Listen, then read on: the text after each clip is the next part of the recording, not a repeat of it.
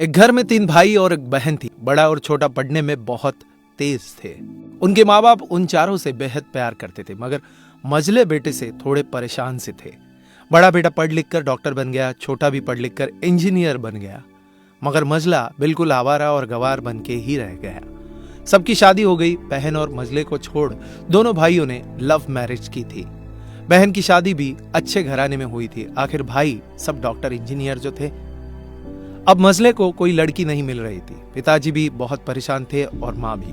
बहन जब भी मायके आती थी सबसे पहले छोटे भाई और बड़े भैया से मिलती थी, मगर मझले से कम ही मिलती थी, क्योंकि वह न तो कुछ दे सकता था न घर पे जल्दी मिल सकता था। वैसे वह दिहाड़ी मजदूरी करता था, पढ़ नहीं सका था तो यही काम था। मझले की शादी किए बिना पिताजी गुजर गए। माँ ने सोचा कहीं अब बंटवारे की बात न निकले, इसलिए अपने ही गांव से एक सीधी सादी लड़की से मझले की शादी करवा दी। शादी होते ही न जाने क्या हुआ कि मझला बड़े लगन से काम करने लगा। दोस्तों ने कहा, ए चंदू आज अड्डे पे आना। चंदू बोला, आज नहीं, फिर कभी। अरे तू शादी के बाद तो जैसे बीवी का गुलाम ही हो गया है। अरे ऐसी बात नहीं है, कल मैं अकेला एक पेट था तो अपनी रोटी अपने हिस्से से कमा लेता था, लेकिन अभी बात कुछ अलग है, क्योंकि अब 2 पेट है, कल और होगा। घर वाले नालायक कहते थे, चलता था, मगर मेरी पत्नी मुझे कभी नालायक कहे तो मेरी मर्दानगी पर एक बद्दी गाली है, क्योंकि एक पत्नी के लिए उसका पति उसका घमंड, इज्जत और उम्मीद होता है। उसके घर वालों ने भी तो मुझ पर भरोसा करके ही अपनी बेटी दी होगी, फिर उनका भरोसा मैं कैसे तोड़ सकता हूँ। कॉलेज में नौकरी की डिग्री मिलती है और ऐसे संस्कार माँ से मिलते हैं। इधर घर पे बड़ा और छोटा भाई और उनकी पत्नियां मिलकर आपस में फैसला करते हैं कि जायदाद का बंटवारा हो जाए, क्योंकि हम दोनों लाखों कमाते हैं मगर मझला ना के बराबर कमाता है। ऐसा नहीं होगा।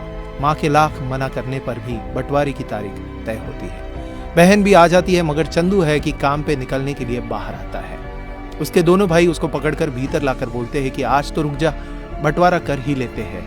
वकील कहता है ऐसा नहीं होता, साइन करना पड़ता है। चंदू अपने भाइयों से कहता है कि तुम लोग बंटवारा करो, मेरे हिस्से में जो हो दे देना, मैं शाम को आकर अपना बड़ा सा अंगूठा चिपका दूंगा पेपर पर। बहन बोली, अरे बेवकूफ, तू गवार का गवार ही रहेगा।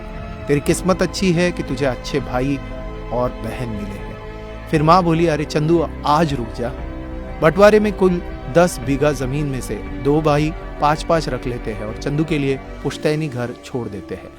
तभी चंदू जोर से चिल्लाता है, अरे फिर हमारी छुटकी का हिस्सा कौन सा है? दोनों भाई हंसकर बोलते हैं, अरे मूर्ख, बंटवारा भाइयों में होता है, बहनों के हिस्से में सिर्फ उसका मायका ही है। चंदू कहता है, ओह, शायद पढ़ा लिखा न होने में ही मूर्खता है। ठीक है, आप दोनों ऐसा करो, मेरे हिस्से की वसीयत मेरे बहन छुटकी के नाम कर देना।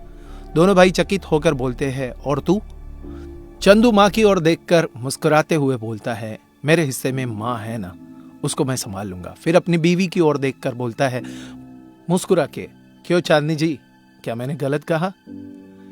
चांदनी अपनी सास से लिपट कर कहती है, इससे बड़ी वसीयत क्या होगी मेरे लिए कि मुझे माँ जैसी सासू मिली और बाप जैसा ख्याल रखने वाला पति। बस यही शब्द थे जिन्होंने बंटवारे को सन्नाटे में बदल दिया। बहन दौड़कर अपने गवार भैया से गले लगते हुए रो रही थी, माफ कर दो भैया, मुझे क्यों नहीं समझ में आया कि आप इतने महान हो। चंदू अपनी बहन से कहता है, इस घर में तेरा उतना ही अधिकार है जितना हम सबका। माँ का चुनाव इसलिए किया ताकि तुम सबसे हमेशा जुड़ी रहो, क्योंकि यह वही कोख है जहां हमने 9 महीने गुजारे थे। माँ के साथ तुम्हारी यादों को मैं हमेशा देखना चाहता हूँ। दोनों भाई दौड़कर मझले से गले मिले और रो रो कर कहने लगे, आज सचमुच तू बड़ा हो गया है। सबकी पलकों में पानी ही पानी, सब एक साथ फिर से रहने लगते हैं। जब लोग अनपढ़ थे तो परिवार एक हुआ करते थे। मैंने टूटे परिवारों में अक्सर पढ़े लिखे लोग देखे हुए हैं। अगर आपको ये कहानी अच्छी लगी हो तो आपकी कमेंट नीचे बॉक्स में जरूर बताइएगा, और अगर ये वीडियो अच्छा लगा हो तो लाइक कीजिएगा, शेयर कीजिएगा ज्यादा से ज्यादा लोगों तक। ऐसे इंस्पिरेशनल वीडियोस के लिए सब्सक्राइब कीजिएगा हमारे YouTube चैनल और फॉलो करें हमारे Facebook पेज को। धन्यवाद।